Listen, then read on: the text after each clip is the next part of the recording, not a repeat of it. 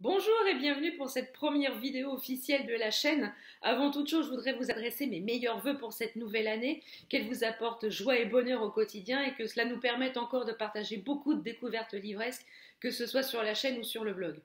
Donc pour cette première vidéo, je vous propose un petit bilan de lecture de l'année passée et aussi les lectures qui m'ont paru marquantes l'année dernière. Donc j'espère que ça vous intéressera. Donc c'est parti, on y va. Donc l'année dernière, j'ai lu 135 livres au lieu de 112 en 2018. Donc pourquoi cette augmentation? Tout simplement parce que l'année dernière, j'ai déménagé.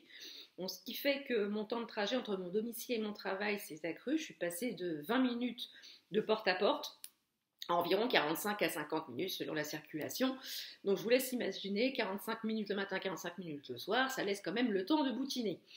En termes de pages lues, du coup, c'est un tout petit peu moins. Je suis à 36 700 au lieu de 37 600 en 2018. Alors pourquoi ce petit écart malgré l'augmentation de livres lus l'année dernière? Tout simplement parce que j'ai lu plus de BD. Donc les BD c'est plus petit, il y a moins de pages, environ 50 pages à chaque BD. Donc voilà, ça explique un petit peu la diminution du nombre de pages. Donc, passons maintenant aux lectures qui m'ont marqué. Donc j'ai plus trop les livres avec moi, donc je vous mettrai les liens en barre d'infos sous la vidéo. Donc première lecture qui m'a marqué l'année dernière, c'est La légende des quatre de Cassandra O'Donnell, paru aux éditions Flammarion Jeunesse. Donc c'est une série jeunesse. On découvre quatre jeunes gens qui sont moitié humains, moitié animaux, ce qu'on appelle des métamorphes. Il y a quatre clans. Il y a les tigres, les loups, les serpents et les aigles. Donc, dans le premier tome, on fait la connaissance de Maya et de Bregan. Maya est l'héritière du clan des loups et Bregan est l'héritier du clan des tigres. Donc ces quatre clans ne s'adressent pas la parole, ils n'ont pas le droit de pénétrer sur le territoire des uns et des autres. Ils vivent dans une relative paix. Tout ça sur le territoire des humains. Malgré ça, une grosse menace plane sur les humains et aussi sur cette harmonie un petit peu fragile des quatre clans. Maya et Bregan sont les premiers à s'apercevoir qu'il y a quelque chose qui cloche.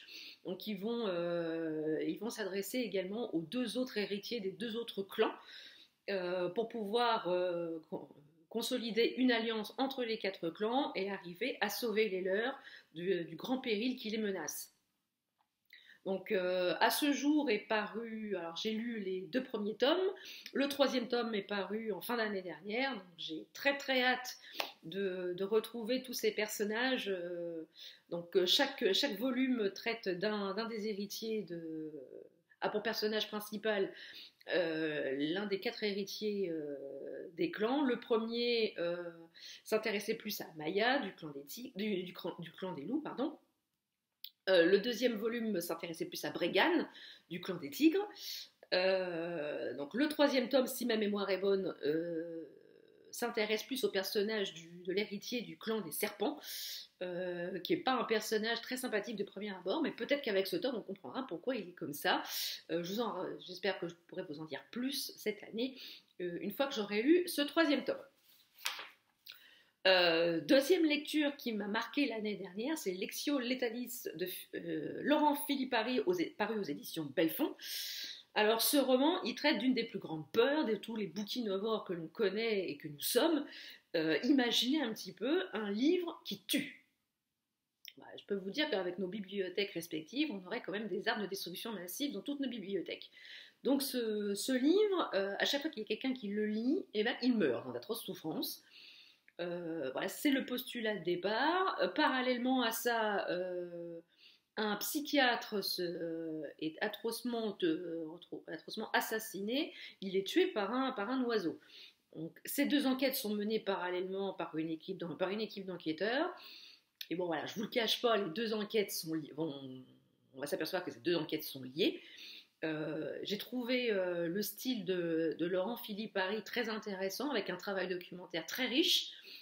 C'est un premier roman, les personnages sont très bien décrits, très bien campés, ils ont une psychologie assez chargée.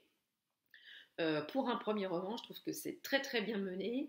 On ne voit pas trop arriver la fin, et c'est ça qui m'a plu dans ce premier roman. Et j'espère que l'auteur va récidiver très vite, parce que je trouve que sa plume est très intéressante et très riche, surtout au niveau travail documentaire. On poursuit avec la série Rendez-vous avec le crime de Julia Chapman. Rendez-vous avec le crime, c'est le premier volume, paru aux éditions Robert Laffont, collection La Bête Noire. Donc dans cette série, on se retrouve dans la campagne avec ce charme suranné, des petits villages où tout le monde se connaît, le calme de la campagne anglaise, les petits cottages. Et là, nous rencontrons deux personnages, Delilah et Samson. Petite référence au couple mythologique, mais voilà, la référence s'arrête là. Delilah et Samson se sont connus quand ils étaient enfants, ils ont grandi ensemble. Samson était le meilleur ami du frère de Delilah, et Samson a quitté le village sans tambour ni trompette à la suite d'une dispute familiale. Il est parti sans se retourner. Et ça, on l'apprend au fur et à mesure des tomes, du pourquoi il a quitté le village, et surtout pourquoi il revient. Parce qu'il y a une raison bien particulière pour laquelle il revient dans son village natal, où il n'a plus trop d'attaches, et où il n'est pas spécialement accueilli à bras ouverts. Mais avec Delilah, ils vont créer une agence de détectives, et malgré le calme apparent qui peut se dégager de la campagne anglaise, ben on s'aperçoit que ce village n'est pas si calme, et il est vraiment le théâtre de nombreux meurtres. Et on découvre aussi la relation qui s'instaure, qui se reconstruit entre ces deux personnages, aidé en cela par le chien de Delilah, Calimero, qui est lui aussi un personnage à part entière. On apprend à le découvrir aussi dans toute la série, et il apporte vraiment un piquant, il donne un peu de peps un peu à ce... Alors je dis pas que ça manque de peps, mais vraiment une petite touche humoristique à ce roman. Et voilà, le dernier tome est sorti il n'y a pas tellement longtemps. C'est vraiment une série à découvrir. Julia Chapman campe vraiment bien ses personnages. Et je pense que ça ferait une très très bonne série télé. Et voilà, si vous ne connaissez pas cette série, je vous enclin vraiment à la découvrir, parce que c'est vraiment une série qui vaut le détour. Autre série, autre lecture marquante de l'année passée, c'est Irénée et l'esprit du grand mammouth de Val Rayel, qui est sorti aux éditions Slalom. Alors dans ce roman, on part dans la Sibérie, à la rencontre d'une tribu avec la grand-mère qui s'appelle Elina, et son petit-fils Irénée. Alors Irénée, il a hérité d'un grand pouvoir, il est ce qu'on appelle un chaman. Il communique avec les esprits de l'autre côté, et notamment avec l'esprit du grand mammouth. Parallèlement à ça, une équipe d'archéologues américaines met à jour des ossements d'un grand mammouth, et se propose de le ramener aux États-Unis afin de l'étudier. Et il rencontre cette tribu et ce petit garçon, et ils ont compris que ce petit garçon était lié à cette dépouille, donc ils décident d'emmener Irénée avec eux, et le squelette du grand mammouth, afin d'en apprendre plus. Et ce roman, il parle du respect, de la tolérance entre les cultures, et aussi de la protection de la planète. C'est un grand cri d'alarme pour la protection de la planète, la protection des ressources naturelles. Et l'auteur fait passer ce message de manière grâce à la parole de ses personnages. Alors ce roman est surtout, cette série est surtout tournée vers les plus jeunes, mais je pense aussi que les adultes peuvent la lire. D'ailleurs, moi, je l'ai lu, et ça m'a beaucoup parlé. Les personnages sont très bien campés. On ne peut que s'attacher au personnage d'Irénée, qui a un grand pouvoir en lui, mais qui malheureusement a très peu confiance en lui. Et cette aventure humaine va lui donner confiance en lui. Et c'est une grande aventure. J'ai beaucoup aimé. C'est un roman qui se dévore d'une traite. Et il fera le bonheur des grands et des petits. Et franchement, je ne peux que vous conseiller cette série qui m'a vraiment beaucoup plu. Dernière lecture marquante de l'année dernière, c'est la série L'île des disparus de Viveka et Camilla Stern, parue aux éditions Michel Lafon. Alors, on connaît plus Viveka Stern pour ses thrillers, ce qu'on dit, les thrillers baltiques. Ici, elle s'est associée dans une série jeunesse avec sa fille. On fait la connaissance de Tuva, une jeune fille qui vit sur une île en Suède. Elle est un peu, elle est un peu au banc de la société. Elle n'a pas trop de copains à l'école. Elle est toujours toute seule. Quand elle prend le bateau toute seule pour aller à l'école, elle se mêle jamais à ses petits camarades. Et au fur et à mesure, on s'aperçoit que c'est pas une jeune fille comme les autres. Elle a un passé, il s'est passé quelque chose dans son enfance qui fait que c'est une jeune fille qui a des pouvoirs hors du commun et qui va apprendre d'abord à maîtriser et à connaître ce pouvoir. Et on va s'apercevoir aussi que c'est peut-être la seule qui peut sauver son île de la menace qui plane sur elle. Au fur et à mesure des tomes, on découvre cette jeune fille. C'est pareil, hein, comme le personnage précédent d'Irinae, Tuva n'a pas confiance en elle.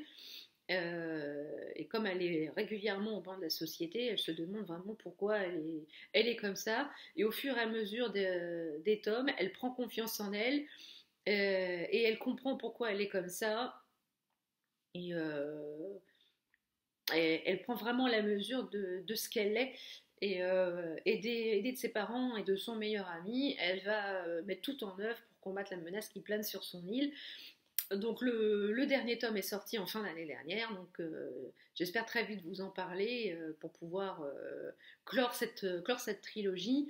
Et les deux autrices ont très à cœur de défendre la mer Baltique qui est menacée par les exploitations pétrolières, par la surpêche. Et dans ce roman, elles font passer clairement un message où il faut absolument protéger les ressources marines, que ce soit dans la mer Baltique ou ailleurs, protéger la ressource en eau, car la ressource en eau potable, c'est quelque chose qui n'est pas sans fond.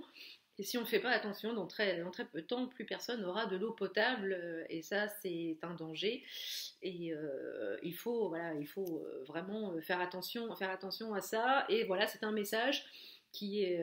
les autrices font passer le message par le biais de ce roman, et je trouve que c'est un très très beau message. Et c'est pas ronflant, c'est pas moralisateur, c'est surtout un message d'alerte et un gros vecteur de prévention. Donc voilà, j'espère que cette vidéo vous a plu. J'espère que vous serez nombreux à la regarder et que vous aussi, vous me mettrez en commentaire vos lectures marquantes de 2019 et votre bilan de lecture de 2019. Je vous donne rendez-vous très bientôt sur la chaîne pour vous présenter les lectures que je vais faire prochainement. Donc je vous dis à très bientôt et je vous embrasse très fort. Mouah.